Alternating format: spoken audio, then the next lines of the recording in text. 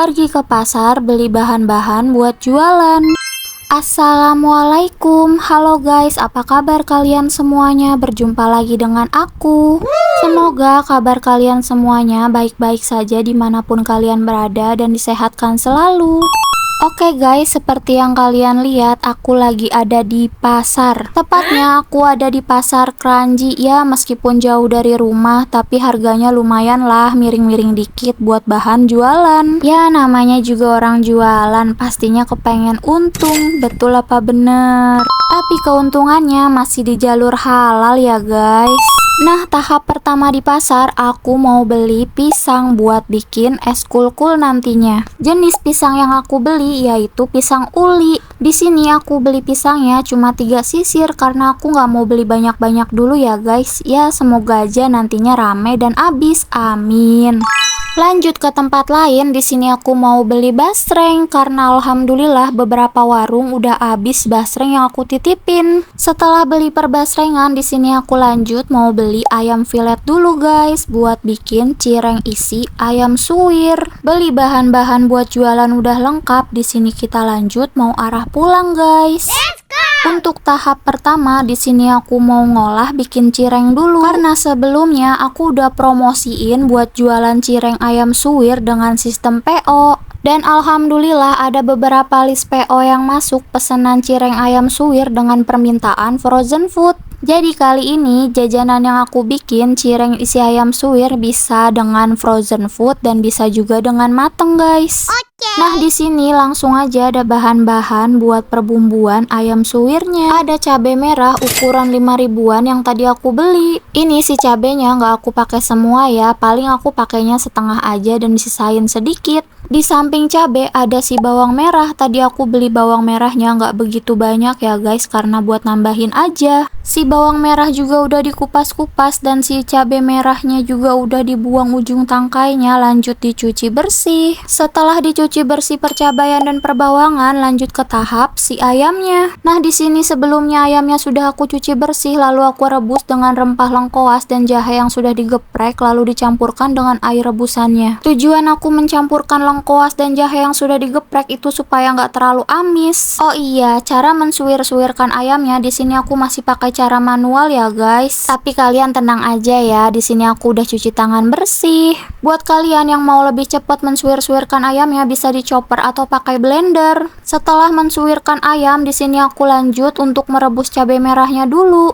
Tujuan aku merebus si cabai merahnya biar nggak cepet basi dan bau langu guys. Nah, ini dia ayam suwiran aku hasil tadi guys, jadi teksturnya nggak begitu halus banget. Dan untuk si bumbu rempahnya buat ayam suwirnya di sini aku pakai 5 bawang putih dan 8 bawang merah. Sebenarnya nggak harus pakai rempah perbawangan banyak kayak gitu sih guys. Dan biasanya aku pakai bawang bombay, tapi bawang bombaynya lagi pada kosong, ya udah aku tambahin perbawangannya. Setelah diiris-iris bawang putih dan bawang merahnya, lanjut untuk di blender. Ini aku blendernya dicampurin sama cabai yang udah direbus tadi dan ditambahkan air nggak terlalu penuh dari ukuran si blendernya. Untuk menghaluskan bumbu rempahnya bisa menggunakan blender atau chopper. Setelah bumbu rempahnya halus, di sini aku mau numis bumbu yang sudah di blender tadi untuk campuran ayam suwirnya. Ditumis-tumis si bumbunya sampai harum dan wangi. Nah, di sini aku mencampurkan bumbu taburnya pakai bumbu penyedap, sedikit garam dan bumbu lainnya guys. Untuk si bumbu taburnya di sini opsional ya guys, bisa kalian campurkan sesuai selera atau kalau mau lebih merah lagi bisa ditambahkan dengan perbumbuan antaka yang rasa balado. Si bumbunya sudah semakin semerbak wanginya, langsung aja kita campurkan ayam suwiran yang tadi dan jangan lupa diaduk-aduk sampai merata. Si bumbu dan si ayamnya sudah semakin meresap dan matang, di sini aku lanjut tuangkan ke wadah. Nah, ini dia ayam suwirnya yang udah matang guys. Merahnya merona banget ya guys. Meskipun merah banget tapi nggak terlalu pedas ya guys, jadi aku bikinnya pedas manis gitu. Jangan pakai lama-lama. Ini kita lanjut buat bikin si kulit cirengnya. Kita absenin satu-satu. Di sini ada tepung tapioka ukuran 500 gram. Ada juga tepung terigu ukuran 50 gram. Ini terigunya yang sisaan kemarin ya guys, jadi aku aku harus timbang dulu. Selanjutnya ada 2 bubuk bawang putih dan 2 bumbu penyedap Royco rasa sapi. Nah, bahan-bahannya tadi udah diabsenin, jangan lupa dicatat ya guys. Untuk selanjutnya di sini aku tuang 1 bungkus tepung tapioka dan aku pakai tepung terigu 50 gram. Ini tepung terigunya aku timbang dulu karena tepung terigunya lebih dari 50 gram. Setelah itu aku pakai bubuk bawang putih ukuran 1,5 bungkus. Setelah lengkap semua, jangan lupa diaduk-aduk dahulu sampai merata.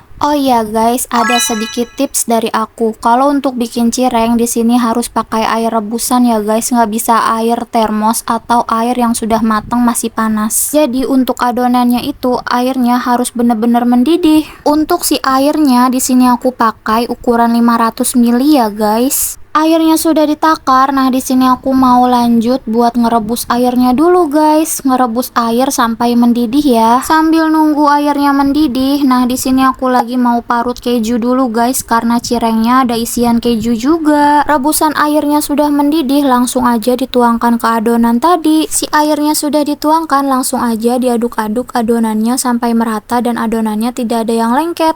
Setelah diaduk-aduk merata adonannya dan tidak lengket, langsung aja ke pencetakan untuk pembuatan kulit cirengnya. Sebelum adonannya ditaruh untuk dicetak, nah di sini aku baurin dulu si tepung tapiokanya ya guys, fungsinya supaya adonan tidak lengket. Sehabis itu adonannya bisa diambil sedikit demi sedikit untuk dicetak dengan cetakan cireng. Nah, setelah pencetakan kulit cirengnya bisa langsung diisi isian varian toppingnya guys, dengan isian ayam pedas manis dan isian keju. Setelah sebagian selesai, di sini aku mau baurin satu-satu cirengnya pakai tepung beras. Fungsi si tepung beras ini supaya cirengnya nggak lengket dan nempel satu sama lain. Setelah selesai dibaurin cirengnya satu persatu ke tepung beras dan dikemas sesuai pesanan, nah di sini aku ada menggoreng cireng beberapa. Sebenarnya yang mesen cireng frozen food itu kebanyakan yang sistem lewat PO. Berhubung masih ada sisaan cireng beberapa, nah aku promosiin lewat status WA dan alhamdulillah ada respon gak sampai 1 jam lebih. Ada beberapa tetangga aku dari aku ngontrak yang minat dengan cireng aku yang aku promosiin di status WA. Dengan permintaan, ada yang sebagian minta frozen food dan ada sebagian yang minta mateng. Nah, itulah dunia perdagangan guys, harus yakin ada penjual pasti ada yang beli. Untuk pengemasan akhir di sini aku nggak lupa nempelin tips cara menggoreng cireng anti meledak. Kenapa aku harus pakai cara kayak gini? Karena aku udah ngalamin guys waktu goreng cireng dengan kondisi minyak panas dan dengan cireng yang masih dingin, aku main goreng aja dan gak lama si cirengnya itu ngembang dan akhirnya dia meletus dengan minyaknya. Ya, jadi begitulah pengalaman aku guys.